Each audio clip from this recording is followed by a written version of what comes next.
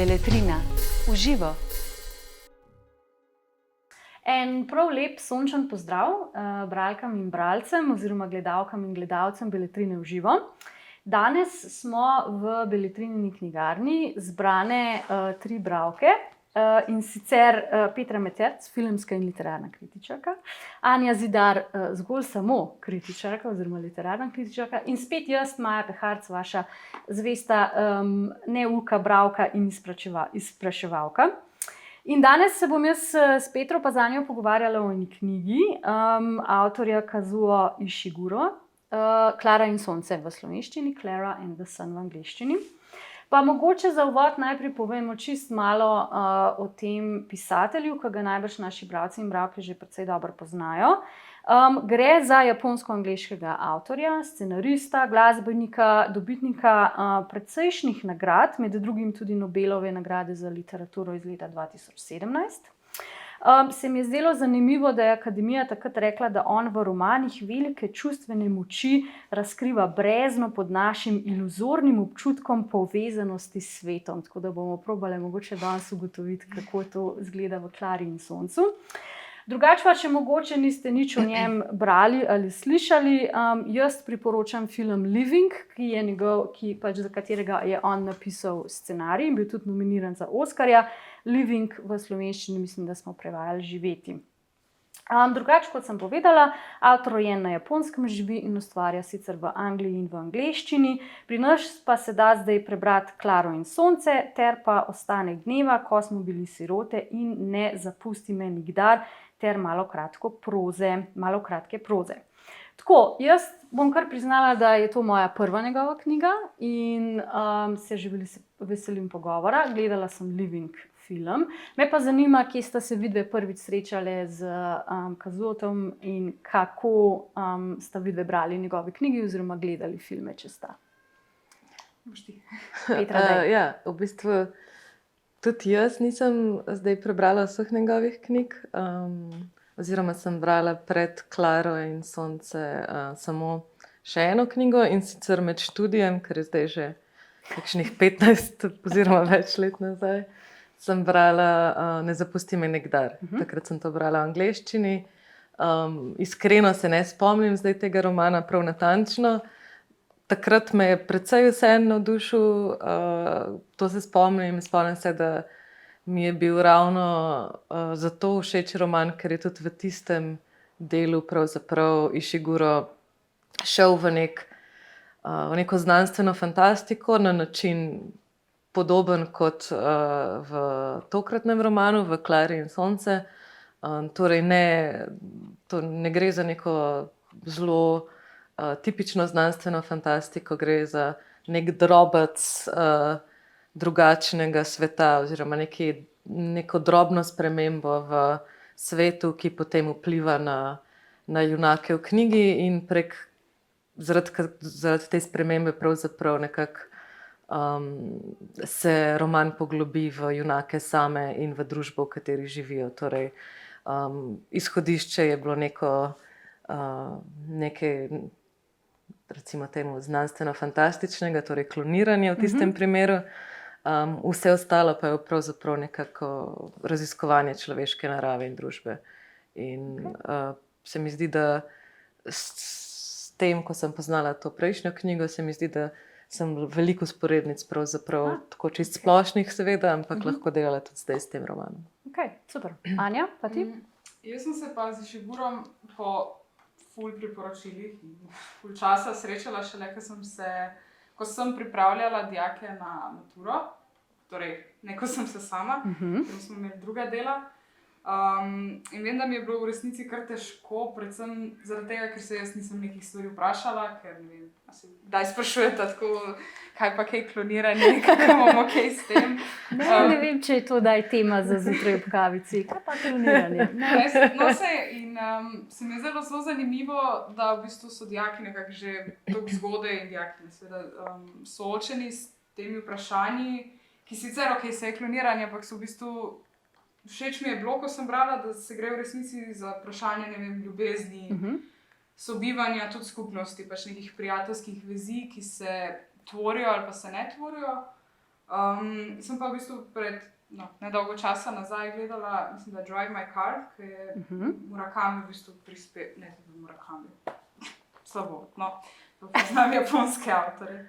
Ampak ne, tako, v glavnem nisem ravno, ne bi rekla, da me ni navdušila, ampak se mi zdi, da ima neke teme naslavlja, s katerimi se ne srečuješ pogosto in potem se tudi nočeš mogoče, ker zbujajo nek, ne ravno nelagodje, ampak tako, neka taka vprašanja, ker mislim, bolj dolgo časa čakaš nek odgovor, pride mogoče v drugi knjigi, drugi priložnosti.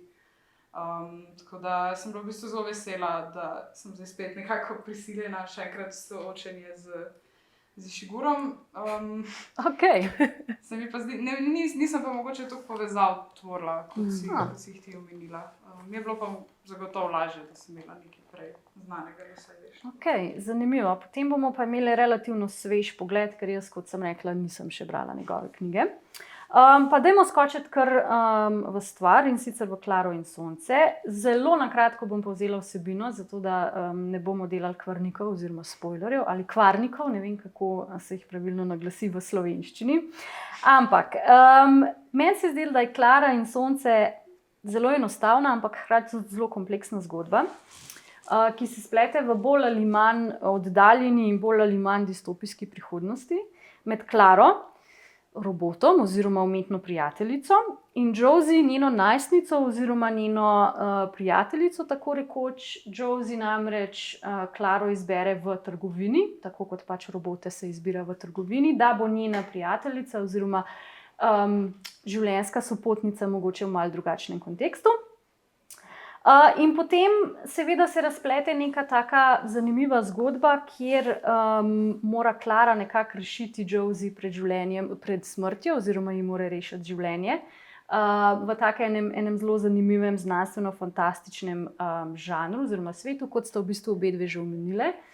In to je v bistvu mene najbolj presenetilo, ko sem začela knjigo brati, ker jaz kot neka taka bralka, ki zelo redko, bom priznala, posegam po neki bolj klasični literaturi, zmeram ta predsodek, to bo zdaj nekaj takega kompleksnega in zateženega in bomo pač moralizirali, ampak ne, že takoj, ko začneš brati, v bistvu še posebej moj možgan, ko sem prebrala veliko žanra, veliko znanstvene fantastike, sem bila tako, zanimiv znanstvena fantastika, to pa znam, to pa mi ne bo težko.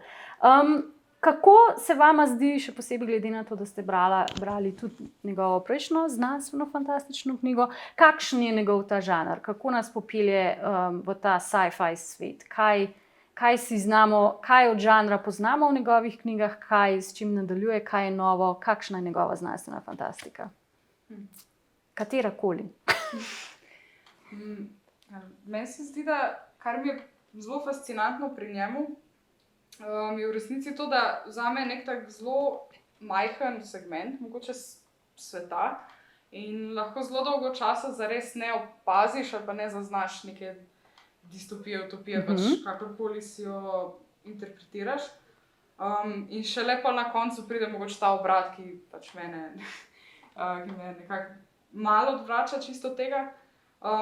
In mi je zaradi tega zelo zanimiv, ker sem si pa v bistvu, jaz se pa sci-fi zelo redko lotevam ravno zaradi tega, ker sem tako, pa zemljevid, pa veliki imen, pa kje sem tudi znašla, pa ful nadaljevanj. Medtem, ker tukaj je pa tako zelo majhen segment, se razdeluje, obdeluje, da se ti v bistvu, mislim, meni se tako zelo dolgo tudi v tem romanu sem bila tako, kaj pa tukaj znanstveno-fantastičnega, pa v bistvu ko nazaj razmišljaš, ko si ga še za nazaj prebrati, pa ugotoviš, da je cel kup nekih jajčkov, easter eggs, ki ti povejo, ki že v bistvu nakazujejo, pa mogoče mislim, tega ne prepoznaš kot take. Tako da se mi zdi to ena zelo, v resnici kvaliteta branja, da tudi, recimo, tudi nas, ki na eni strani tiste, ki ste fani sci-fi-ja, da povleče noter, ampak tudi tiste, ki nismo, ne.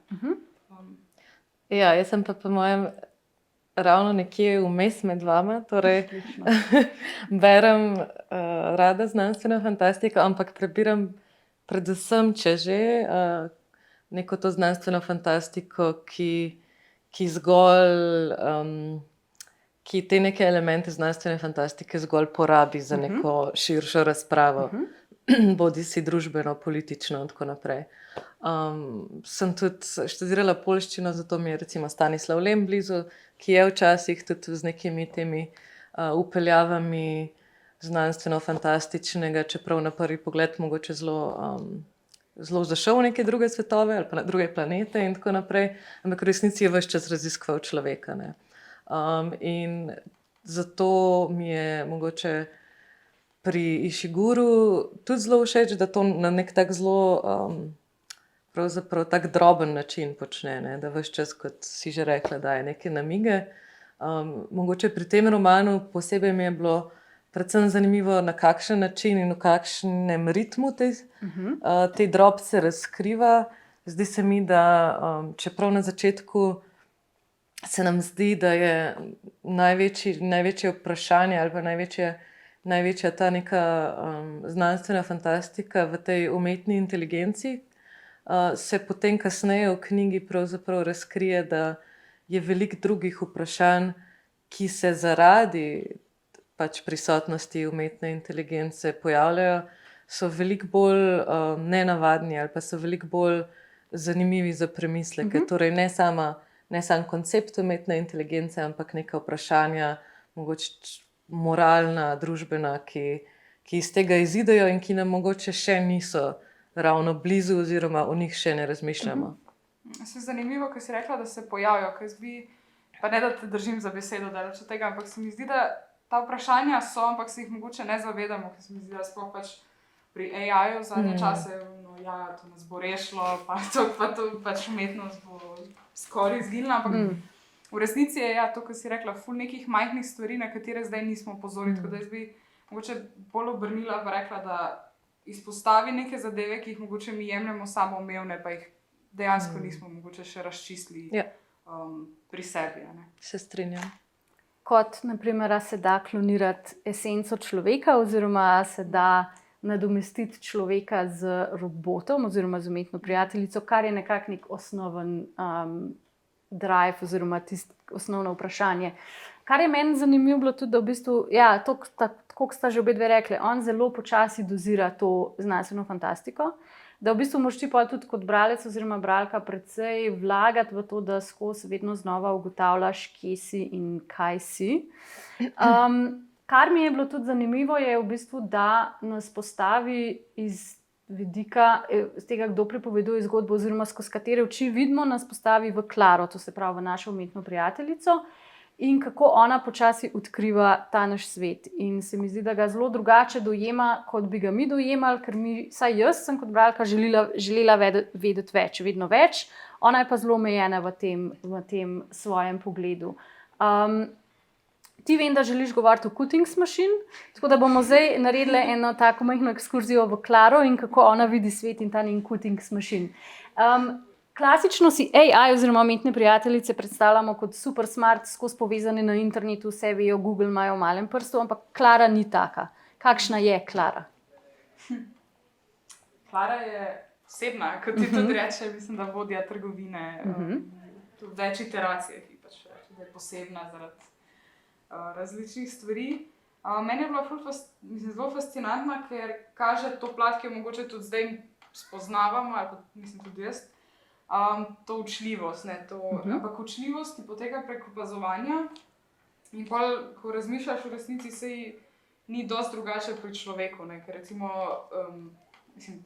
kot si rekla, tudi AI oziroma robote si predstavljamo, da so povezani na Google, da googlajo stvari, ki jih ne razumejo. V resnici pa Klara precej opazuje svet okoli sebe, pa si razlaga, recimo, ko se jo na začetku, ko jo prestavi iz pač tega konca trgovine v izložbo, recimo ugotovi, se fasada pa ni taka, v bistvu to ne deluje tako, pač to mi je bilo zelo všeč, oziroma to me je v bistvu najbolj presenetilo ves čas, da ni tega, ne vem, tudi impulzivno, ki bom pogooglal nekaj, nimam tega, ne vem, na nekem čipu shranjeno, tako da zaradi tega je mogoče tudi Klara deluje tako zelo človeška, kot prijateljica, ne pa kot robot, ne pa kot neka animirana Barbika, recimo, če primerjam s stvarmi, ki sem jih mogoče jaz imela, ko sem bila majhna. Ja, meni v bistvu, ko sem nekako začela razmišljati o branju, o tem, kakšna Klara sploh je in na kakšen način deluje, mi je predvsem nekje ves čas odmeval nek ta, ne vem, kot algoritmi. Skozi sem razmišljala o nekih algoritmih, no, pravzaprav. O tem, da je pač ona en tak skupek algoritmov, ampak da se te algoritme uči iz resničnega življenja, ne? Oziroma jih pač od ljudi pravzaprav nekako pobira. In na ta način mi je večkrat, na način, kako se ona uči nekih odnosov, kako se uči čustev, ne nazadnje, ker na neki točki v knjigi pravzaprav dojamemo, da ima čustva, oziroma trdi, da jih ima, in tudi misli, da jih čuti. In na neki točki tudi nismo prepričani več, ali jih res čuti, ali se samo njej zdi, da jih čuti. Oziroma, Da se jih je naučila. da se jih je naučila, ampak hkrati, če pač pogledamo nekako iz druge plati, me je ona večkrat spomnila kot na nekega otroka, ki se zelo hitro uči. Ja. Torej, kot da bi pospešil neko otrokovo učenje odnosov, čustev, razmerij, nekih logik v naši družbi. Zelo podobno mi deluje Klara.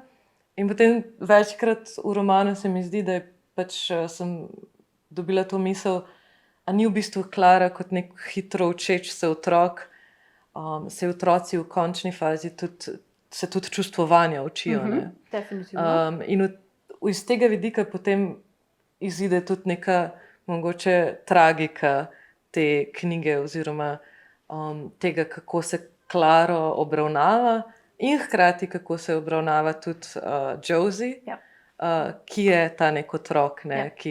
ki ga starš spodbuja oziroma na vse načine hoče od njega, da se čim bolj razvije, da je čim bolj pameten, da je čim bolj uspešen. Ne. In tako kot na neki točki dojamemo, da se Josie zdi mami nadomestljiva, se tudi Klara zdi nadomestljiva. In v tem se mi zdi, da sta njuni zgodbi precej podobni. To mi je zanimivo, da si rekla, da je Klara kot da se hitro učečiš se otrok, kar se mi zdi, da je res. Ampak Klara nima neke mami, nima nekega starša, ne? Zato nikoli v bistvu ne ugotovi, da Cuttings machine, ki je pač neka mašina, ki polaga asfalt, ne more biti odgovorna za onesnaženje in za to, da ji sonce ne daje več energije, ker je v bistvu tega nihče nikoli ne razloži. Ne? In potem, kar je bilo meni zanimivo, je v bistvu, da ona zasleduje neko tako pametno, a hkrati tudi zelo neumno verzijo nekega učenja, ker je v bistvu vraževerna na nek način. Ne? Ona verjame, ker vidi po naključju, ker tam sonce, ker se namreč napaja solarno energijo, sonce nekoga pozdravi in potem to prenese pač na vse. Ona iz tega logiko razbere. Tako. In najbrž pač na ta način logiko naredi tudi iz vseh ostalih stvari, iz čustev in odnosa do Josie in vseh stvari. A bi še kaj dodala o Cuttings machine? Ne. Ok, dobro, smo pokrili Cuttings machine. Kar meni je bilo tudi zelo fascinantno, ker pač, kot sem rekla, načeloma so roboti pametni in ne mislijo, da eno onesnaženje bo magično soncu preprečilo, da bo delal to, kar sonce počne. Zanimivo je mogoče to, da Ishiguro tudi na začetku ta stroj predstavi kot nekaj, kar je potencialno lahko neka grožnja, oziroma za kar mogoče bralci pričakujemo, da bo nekaj, kar se bo eventualno v romanu razkrilo, pa da bomo eventualno izvedeli, za kakšno neko grozljivo stvar gre. Na koncu pa ugotovimo točno to, kar si ti zdaj rekla, ne? Da pač je to samo neka logika, ki jo je Klara izpeljala in da ta stroj pravzaprav je samo nek čist preprost stroj. Asfaltira pač nekaj. Ja. Sam jaz vseeno ne bi rekla, ne bi tukaj, ne vem, uporabljali, da je, ne vem, Klara neumna ali karkoli podobnega, ker se mi je zdelo pač, mislim, glede na to, da večkrat tudi poudari, da se uči s tem, ko opazuje, sem potem tudi razmišljala, kje je opazila to logiko, ne. A je bil, ne vem, ti pogovori, ki jih imajo prijatelji med sabo, sploh recimo na začetku, ko so še vsi v trgovini, pa je v bistvu zbog v nekem vrtcu, ki se pogovarjajo, kako deluje svet. Pač kje je videla ta zgled? V bistvu to me je zelo, to me je v bistvu še bolj kot sam stroj, me je zanimalo, kje si ti zdaj to videla. Pač, ker tudi to, da ne bi upaji oziroma ti prijatelji slabše delali, če ni sonca, ne, se izkaže za neresnično. Ja. Mislim, to tudi Klara v zavesti kot nekako neresnično. Ne? Tako da se mi je zdelo zanimivo, da zelo dolgo časa v tem vztraja. In to tudi ni razrešeno. Ene par stvari ni razrešenih v tej knjigi. Mislim, da malo smo se že dotaknili tega, kar smo rekli, da Ishiguro zelo tako dozira na mehak način to prihodnost, oziroma ta sci-fi, in tudi od Josie oče, ko zgubi službo in potem gre kar živeti v eno komuno in potem kar malo tako nadrobi, mi smo pa zdaj tle, smo ali nismo fašisti. Ta zelo, zakaj je Josie bolana? Ker je bila v angleščini lifted, v slovenščini nadgrajena, kar je tudi, se mi zdi, zelo tak robotski termin. Ljudi... Zelo tako eufemističen. Ja. In v bistvu tudi nikoli ne zvemo, kako, zakaj in da so te posledice. Ker v bistvu Klara primarno pride k Josie zato, ker je, bomo zdaj malo vseglih pokvarili vsebino, ker je od Josie mama že izgubila eno hčerko, ker ni preživela nadgrajevanja, in za vsak slučaj bo zdaj, če tudi Josie ne preživi, Klara njen backup. In zato je v bistvu Klara tam, da se nauči Josie. Mogoče edino čist neka digresija, ker sem ravno pomislila na to. V angleščini je lifted, v slovenskem prevodu je nadgrajena. Recimo, ker si pač tudi ti pisala o lifted, ko smo se prej malo pogovarjali o tem, in potem, ko sem brala, sem takoj videla to nadgrajenost. Mi je bilo zanimivo ta moment, da včasih prevod lahko prej razkrije nekatere stvari. Ker če bi jaz v angleščini brala recimo lifted, je pač zelo generična beseda, ki jo ne bi takoj povezala z nekim gemskim spreminjanjem. Pri nadgrajevanju je to prišlo malo hitrejše, kar seveda ni nič napačno. Mi je bilo pa samo ena zanimiva misel o izvirnikih in prevodih v tem smislu, ker cela knjiga je dejansko zgrajena na tem, da pač zelo v nekih majhnih dozicah, kot smo že zdaj parkrat rekli, izveš sploh, zakaj gre. Nenazadnje se mi zdi, da občasno je tudi zelo zlovešča knjiga, v nekem tonu, mogoče celo bolj kot v vsebini. Tudi ko začnemo nekako dobivati informacije o tem, kaj mama hoče pravzaprav od Klare, kako si mama predstavlja tudi neko to nadomestitev Josie v primeru, da Josie ne preživi, je pravzaprav zelo neprijetna misel. In v tistem trenutku, ko se to začne dogajati, oziroma ko mama to nam nekako razkrije v knjigi, se mi zdi, da mi kot bralci to dojamemo veliko bolj zlovešče ali pa veliko bolj neprijetno kot seveda Klara. In v tistem trenutku se mi zdi, da nekako mi kot bralci malo prehitimo Klaro. In tudi to mi je zanimiv element knjige, ker pač vemo, da je Klara na nek način naivna v teh svojih logikah, nekako ves čas začnemo nekako tudi razmišljati o tem, kaj ona ve, kaj ona zares razume in kaj mi vse razumemo več.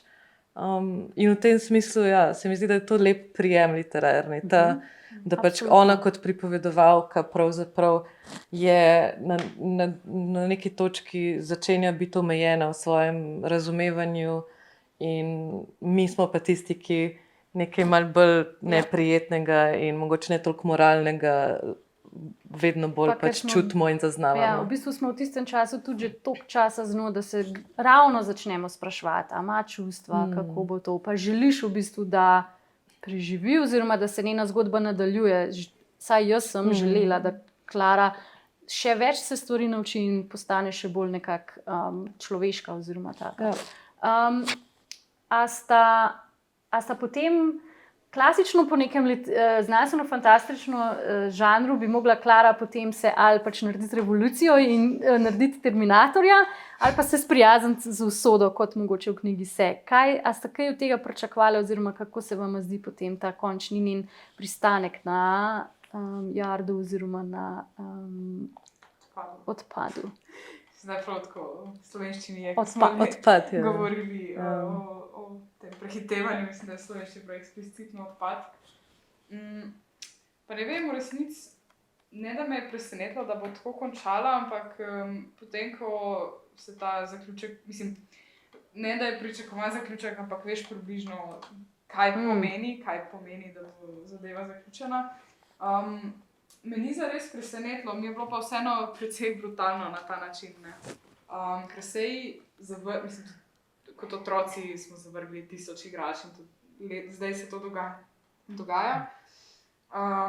Pa ne zdaj okay, kaj so zdaj Barbie, mislele, ki si jih, tisti zadnjič, ki si se z njimi igral, ampak zanimivo mi je, da je še vedno tako, na nek način kako stoično to prinese, ker se mi zdi, da vendarle Klara je vseeno precej neodrasla, v bistvu tudi potem, ko gre proti koncu, mama tudi v resnici. Mislim, mi je zelo zanimivo, kako pač, ne Josie je neodrasla, torej kako pa Klara kot tista, ki se je od njih učila, vseeno to zelo stoično, mirno prinese, mislim, da reče celo, da je dobro živela, ker ji ni bilo treba hoditi 3 metre za svojim človekom, kot pač nekateri. Pa ker je v bistvu opravila svojo nalogo, ona reši Josie in Josie gre potem na faks oziroma študirati in job well done, ne?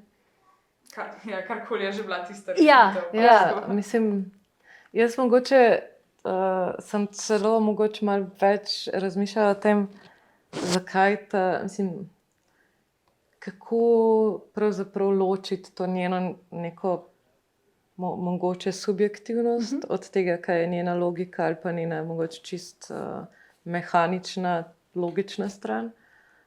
Ker se mi zdi, da na neki točki preseže ta moment robotskosti oziroma umetne inteligence s tem, kako zelo si želi nekako pomagati Josie. Hkrati ima veliko nekih opažanj o ljudeh, ki so mogoče celo bolj pronicljivi, kot jih imajo ljudje sami, zaradi tega logičnega sklepanja. Ne? In potem pravzaprav katerakoli usoda te umetne inteligence, te umetne prijateljice, ne glede na to, kaj bi se zgodilo, če bi ostala v tisti hiši, če bi šla na odpad, če bi nadomestila Josie, v vsakem primeru se mi je to zdelo pravzaprav žalostno. Ker kljub temu, da gre za umetno inteligenco, mi je prirasla na nek način k srcu. In se mi zdi, da pravzaprav ni lih pomembno, kako je ona končala v knjigi. Ishiguro se mi zdi, da skozi poskuša nekako prek zelo čisto običajnih situacij, ne, in te cele zgodbe nekako zarisati neko podobo družbe, kjer mogoče je vedno manj pomembno, so vedno manj ene stvari pomembne, oziroma kjer so odnosi nekako, ki niso več toliko poglobljeni, oziroma so mogoče bolj egoistični, sploh strani mame, recimo. Mislim, to, kako mama pravzaprav gleda na svojo hčer in tudi na Klaro, se meni zdi tako zelo egoistično. V funkciji. Ne zdi se mi, da je to neka materinska ljubezen. Ona v bistvu sama sebe želi zaščititi pred ponovno bolečino izgube otroka in se ne sprašuje o tem, kako se Klara pa Josie počuta. To je mogoče ta trenutek, ko se mi zdi, da je Ishiguro veliko bolj realističen ali pa blizu trenutnim situacijam, kot nekim utopičnim stvarem, ko pač vpraša, kaj pa jaz s to mamo, pač kaj so ta čustva, pač ravno to, kar si rekla, pač ne glede na to, kaj bo s Klaro na koncu, ne, pač ni grozno, da je sam še ena stvar, da je bilo to sam še neki trenutkov, ki se jih Josie mogoče tudi spomnila, ne bo, ne. Tako da tukaj meni je bilo pa tukaj pa na koncu vsa ta zadeva, ki pride čist na koncu, da si tako, v bistvu, ne da je bilo vseeno, če je bila Klara pač zdaj torej prijateljica Josie ali ne, ampak ko vidiš, kako malo je to pomembno v resnici, to mi je bilo kar tako, wow. Mogoče to, kar si, mislim, da je ena od vaju prej rekla, da Ishiguro pravzaprav ponuja neke razmisleke, o katerih pač mi še nismo tako javno začeli razmišljati, oziroma mogoče, ko se piše vse te umetne inteligenci, se ravno o teh stvarih ne piše. Je mogoče točno ta moment, če mi ves čas nekako, ko se živimo v nekem pol strahu, pol pa navdušenju nad tem, da bi umetna inteligenca lahko bila subjektivna oziroma imela neke čustvene odzive, hkrati nikoli ne razmišljamo, kakšen odnos naj bi potem do njih prevzeli mi kot ljudje. a tu pač neka, ne vem, etična merila začnejo veljati ali ne. Kar pa hkrati lahko potem enostavno prenesemo nazaj na že obstoječ svet, na odnos človeka do narave, do živali in tako naprej. Ker se mi zdi, da vseeno Ishiguro tudi z nekimi temi drobci, tudi če recimo omeni samo fašizem, mislim, da ga samo enkrat ali dvakrat omeni. Ja, se mi zdi, da vseeno je knjiga precej politično jasna, ne. Gre za neko družbo, ki je razredno, izredno razslojena, oziroma niti ne razslojena, ampak se zdi, da obstaja samo še nek višji sloj in vsi ostali, ki nekako pravzaprav odpadajo, ki niso več uporabni temu svetu, ne. Tako da pač gre za nekaj, kamor pravzaprav naše družbe gredo, ne, k tistim, ki imajo, in vsem ostalim, ki so odpisani. In na ta način se mi zdi, da pravzaprav Ishiguro nekako tudi svari pred... Ja. To je ta v bistvu usoda tega nesojenega partnerja oziroma fanta od Josie, torej Rika, ki v bistvu nek zelo tak prikazan je, oziroma vsaj Klara ga razume kot zelo talentiranega, zelo pametnega. Mislim, da celo na neki točki govori o nekem dizajniranju dronov za opazovanje ne vem česa. Ampak gre to vse nekako po gobe, pa niti ne toliko zaradi njega samega, ampak v bistvu zaradi tega, ker se v bistvu, njegova mama spet ne more sprijazniti pač z neko to tudi razredno delitvijo, ali pa tako se mi zdi, da je nekako ni sam zase kriv, ampak vidiš, da je v resnici ne more priti zraven, ne more, tudi pač ta njegov talent bo, ne vem, nekih disidentskih grupah končal, ne vem. Bo ilegalno programiral drone za nadzora. Na koncu nekako tako, saj jaz sem si tako skupaj zrimala, da na koncu zelo tako, on pač ne gre na faks in potem neki dela s temi droni, da bo neki kontroliral. Jaz sem si pol to v svojih možganih pisala, on bo pol ta mislim, da cela ta knjiga pač je njena neka najboljša kvaliteta, se mi zdi v tem, da res veliko nekih teh miselnih utrinkov spodbudi pri bralcu, ki so lahko pri vsakem bralcu čisto različni. Tako kot si ti izrekla, ti si se zdaj to namislila, ampak se mi zdi, da Ishiguro je v tem res mojstrski, da pač toliko enih nekih premislekov ponudi, ki jih ne on da, mislim, on jih ne napiše, ampak jih samo nekako do te mere nekako mogoče zaznači, da ljudje lahko pač ob branju neko svojo domišljijo odprejo za razne stvari. Mislim, da je to tudi kar velika kvaliteta, v bistvu tudi same knjige, da ne glede na mogoče na temo, kateri se mi zdi, da ima vse več ljudi neko pač mnenje, ker ga kao treba imeti, da ga pač on ne servira, ampak pač tako, stvari so lahko take, zdaj pa kako se bo, ne vem, Klara s tem soočila, kako se bo Josie s tem soočila, mislim, da se lahko tudi najdemo v marsičem, ne vem, v končni fazi tudi v Rikovi mami, ki neki tej obupanosti, ne bom razkrili kaj, ampak tako, ki gre v neki tej obupanosti, želi pač čez te razrede, ampak vemo, da ne bo šlo čez. Je pa precej pesimističen, se mi zdi. Kljub veseli rumeni barvi je kar, Se mi zdi, da kljub, da je v tej knjigi nekako jasno, da govori o nečem, k čemur družba teži. Torej, hkraten razvoj tehnologije in hkraten razvoj nekih precej, ne vem, totalitarnih oziroma mogoče meritokratskih družb. Kar je tudi v svojem govoru ob prejetju Nobelove nagrade pravzaprav nekako omenil, da njegova generacija je nekako slavila to, da so premagali totalitarizme in tako naprej, da se mu pa zdaj zdi, da je bilo veliko tega slavljenja zmage nad tovrstnimi nekimi sistemi precej naivno in da nismo še ničesar. Nismo še zmagali. Tako. V bistvu se imamo mogoče še precej bolj osnovne stvari za pogovoriti. Spet in ponovno. Spet in ponovno in pač očitno tudi vedno znova, pa se mi da nič ni narobe v tem. Se mi zdi, da ravno dostikrat se mi zdi v več momentih neke knjige, ali ko se ti otroci igrajo, pa ne vem, Mislim, našega umetnega prijatelja sem ga vrgel čez okno. Pač čisto je neko brezvezno nasilje, ki se tam med otroci pojavi. Se mi zdi, da pač nič ni narobe, da se o tem pogovarjamo. Da smo tako, čakaj, se to pa ni v redu, da se dogaja. In se mi tukaj mogoče malo več zahteva, oziroma če je kak moralni nauk, pa se mi zdi, da ga ni, da ga noče podati, ampak je pač ta, da treba se pogovarjati o stvareh, tudi o problematičnih stvareh ali pa stvareh, ki so nam neprijetne, ki nas tudi strašijo. Pa to niso vezane niti na AI, recimo, ali pa tehnologijo. Ja, se v bistvu neka ta opažanja, ki jih ima Klara tekom knjige, pravzaprav veliko teh stvari tudi nakažejo. Mislim, da enkrat reče nekaj v slogu, da se ljudje vedejo robato, zato ker so osamljeni. S tem, da verjetno tako ona reče robato, pravzaprav misli nasilno. Najbrž. Kje smo s časom, režija?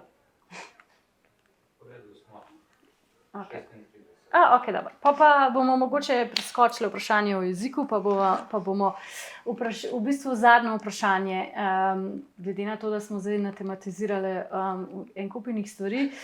Komu bi priporočili tole rumeno knjigico? Vsem? Ali znanstvenim fantastikom? Ali jaz mislim, da vsem, ki jih zanimajo neki potenciali prihodnosti. Kar pa ne pomeni samo ljudi, ki radi berejo znanstveno fantastiko. Ja, jaz bi rekla nekaj podobnega, ampak mogoče celo predvsem tistim, ki so prepričani, da nas bo AI rešil. Se mi zdi, da tako rešil nas bo to, kot bo videl nas, se bo od nas naučil. Ja, to je tudi lepa misel, da pravzaprav bo umetna inteligenca reševala nas toliko, kot se bo naučila nas reševati. Pa bomo res distopične, pa jaz ne bom imela nobenega zaupanja v to, da nas bo rešila. Sej jo mi delamo, pa od nas se uči. Ok, na to super čudovito pozitivno noto. Hvala lepa, Petra in Anja, za tale pogovor. Absolutno. Še enkrat bom ponovila, Kazuo Ishiguro, Klara in sonce, rumena knjiga v fizični obliki in ali v digitalni verziji izgleda takole. Pridite v Beletrino, poberite knjigo, preberite jo in potem skupaj s prijatelji podiskutirajte, kaj vse Ishiguro notri ne pove oziroma kaj hoče povedati. Hvala lepa, pa do naslednjič. Adijo. Beletrina. Uživo.